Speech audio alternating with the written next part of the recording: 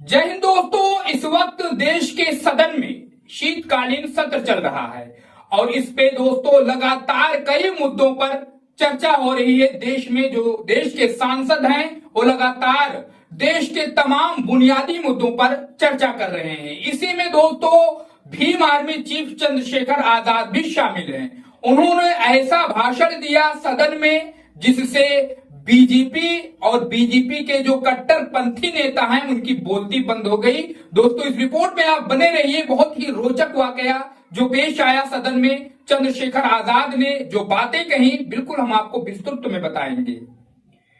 दोस्तों सांसद शीतकालीन सत्र के दौरान शुक्रवार को भारत के संविधान की 75 वर्षगांठ की गौरवशाली यात्रा पर चर्चा हुई। इसे आजाद समाज पार्टी काशीराम के राष्ट्रीय अध्यक्ष और नगीना से सांसद चंद्रशेखर आजाद ने सत्तारूढ़ और विपक्षी पार्टियों पर जमकर निशाना साधा।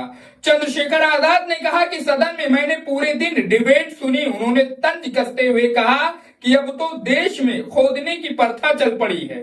सारी मस्जिदों के नीचे मंदिर है और मंदिरों के नीचे न जाने क्या है। कई बातें खोद खोद कर निकाली जा रही हैं और आरोप प्रत्यारोप हो रहे हैं। दोस्तों आप समझ रहे होंगे कि किन बातों की तरफ चंद्रशेखर का इशारा था। उन्होंने दो ही शब्द में पूरी बातों को ही खत्म कर दिया।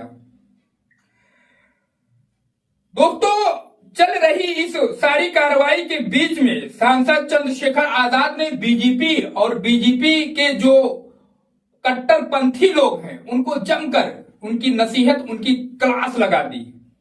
दोस्तों नगीना सांसद चंद्रशेखर आजाद ने एबीपी न्यूज से बात करते हुए कहा कि कोई भी पार्टी को देश नहीं है, ये पार्टियां सिर्फ एक दूसरे पर आरोप लगा रही हैं। उन्होंने कहा संविधान की रक्षा को नहीं कर रहा बल्कि संविधान सबकी रक्षा कर रहा है। संविधान ने सबको हक और सम्मान दिया है, हम सभी संविधान के संरक्षण में हैं। चंद्रशेखर आजाद ने कहा कि अगर आज संविधान नहीं होता तो मैं सांसद नहीं होता, संविधान नहीं होता तो आज देश की राष्ट्रपति एक महिला नहीं होती, वो भी उस वर्ग से जिसके लिए बहुत से अधिकार और सुविधाएं नहीं हैं।